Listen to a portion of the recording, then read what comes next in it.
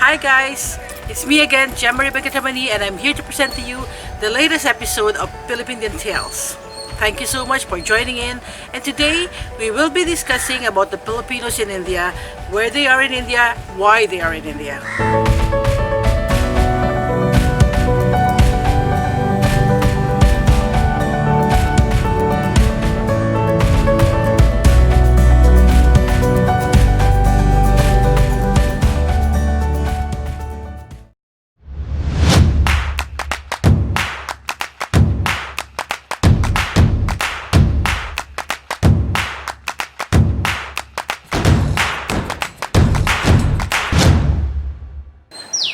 When I first came to India, I honestly felt I was the only Filipino in India, which of course was not true even at that time.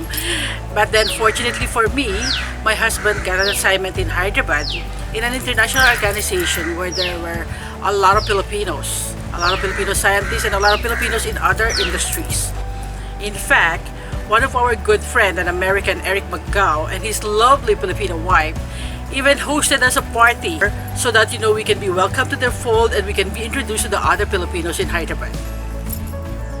2 years later, back in Chennai, I was introduced to the Filipina sister-in-law of a wildlife filmmaker friend of my husband who introduced me to the other Filipinos in Chennai. This only proves that I was not the only Filipino in India and I was not even the only Filipino in Chennai. So why are these Filipinos in India? Why are we in India?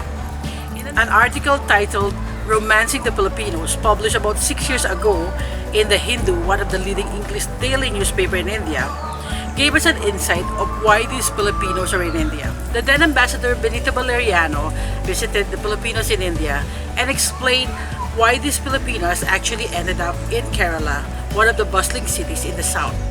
According to him, many of these Filipinos have come to India, joining their husband whom they met in the Middle East or in Saudi Arabia, where they were working as professionals in the field of medicine, specifically in dentistry, nursing, or physiotherapy. With the internet boom, love also blossomed for many of the Filipinos who have met their partners online. Many of the Filipinas have met their partners through Facebook, internet, and many dating sites. I have known and met many of them who are now happily living with their husbands or partners in many parts of the country. The recent trend shows that many of the IT professionals who have come from India to the Philippines have also been bitten by the love bug. I know of a few couples who have actually met doing their coding assignments together or attending international conferences or meetings. This is somehow similar to what I experienced myself. I met my husband through an international conference of development journalists where he was representing India and I was representing the Philippines. Having said that, now we know that there are quite a number of Filipinos in India. In Chennai alone, I would estimate that there are at least 50 Filipinos living in and around the city. And that does not include other Filipinos living in some other parts of South India, which includes the other parts of Tamil Nadu, Telangana, Andhra Pradesh, Karnataka, and Kerala. In the future episodes, I would like to introduce you to some of the Filipinas and their families living here in India, so please do watch out for it. And just like Filipinos everywhere, these Filipinos in India do gather periodically, in fact, regularly, to partake on the delicious Filipino food of adobo, sinigang, paksiw, and many other delicacies that we miss from home. And of course, when Filipinos are around, will karaoke be far behind? We Filipinos love singing, and no one can stop us from belting out our favorite songs in the karaoke sessions. Filipinos are in different parts of India, and I managed to gather some photographs from our kababayans who were kind enough to share them for our blog.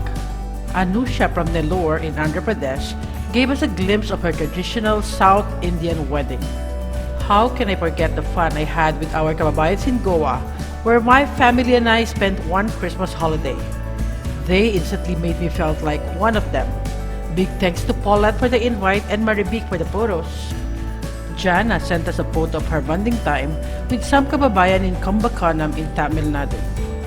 This is when we visited Rhea, a kababayan living in Coimbatore, capturing the smiles of the beautiful Pinays of Bangalore, the capital of Karnataka.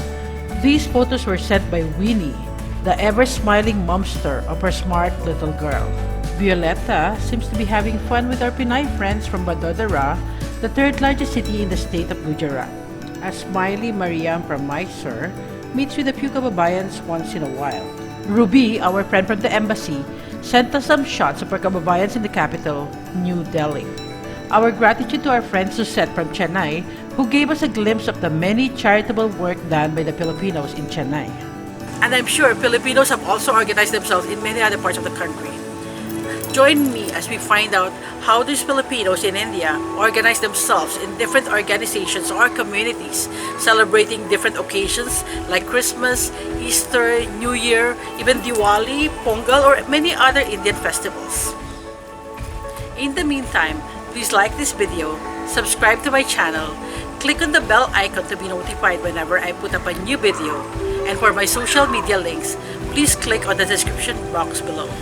And until next time, please do remember that life is a journey and not a race. So don't forget to have fun along the way.